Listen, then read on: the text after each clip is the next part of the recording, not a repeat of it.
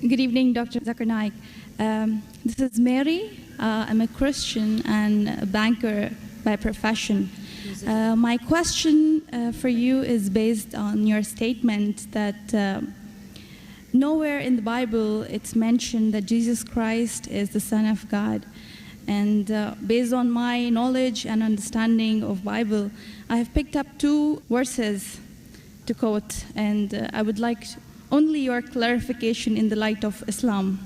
The first one is Matthew chapter 3, verse number 17. And lo, a voice from heaven saying, "This is my beloved Son, in whom I am well pleased."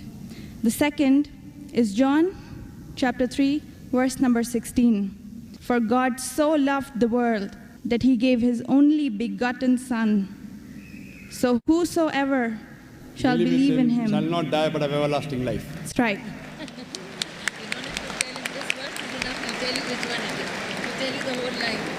Sister, just to correct your statement, you made a question saying that I said that nowhere in the Bible it says that Jesus is Son of God. I never said that nowhere in the Bible is it mentioned that Jesus is Son of God. I said there is not a single unequivocal statement in the complete Bible.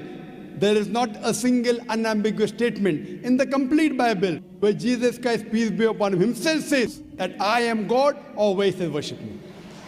I never said the Bible does not say Jesus is Son of God. What I said, there is not a single unambiguous statement, not a single unequivocal statement in the complete Bible where Jesus Christ, peace be upon him, himself says that I am God, or where he says worship me. If you point out any such two statements, I'm ready to accept Christianity. If your question assumes that Son of God means Jesus is God, very well I'll reply to your question. Many Christians think that just by the statement Son of God means Jesus is God.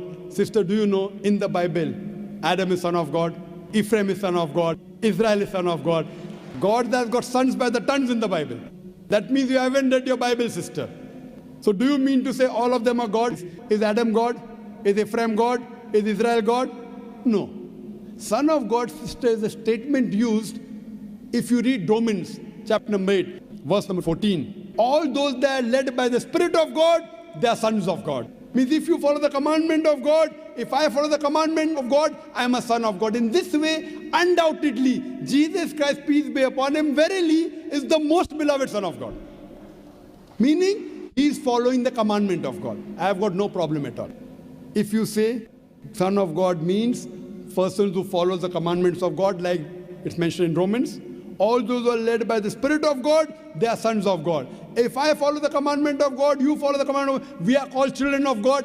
Very innocent statement, no problem. So as far as your Matthew is concerned, 3:17 I have clarified. Now coming to your second quotation of Gospel of John chapter 3 verse number 16.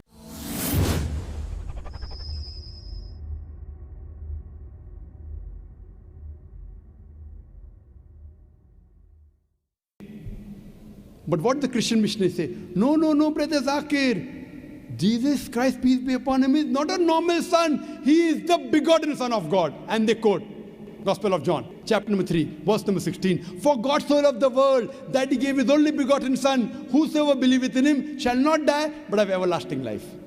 Sister, simple question. What is the meaning of the word begotten? He has given it. No, what is the meaning of begotten? He has given his Son to the people. No, sister. Begotten doesn't mean he's given his son. You know English, I know English.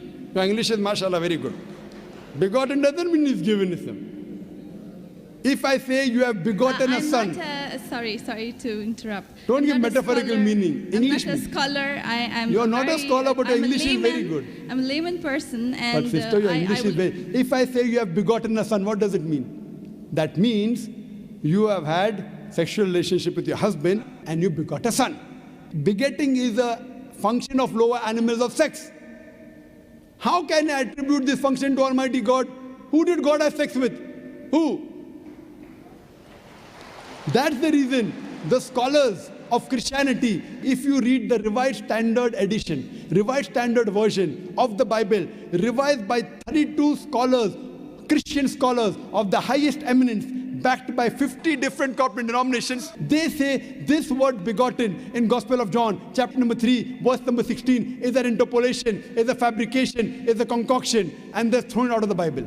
So if you read the Bible, if you read the Revised Standard Version, it is the bestseller in the world.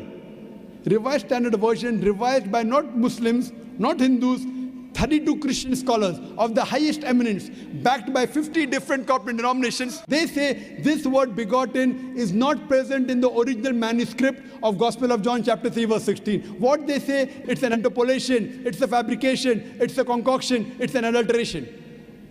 So Jesus is just like a son.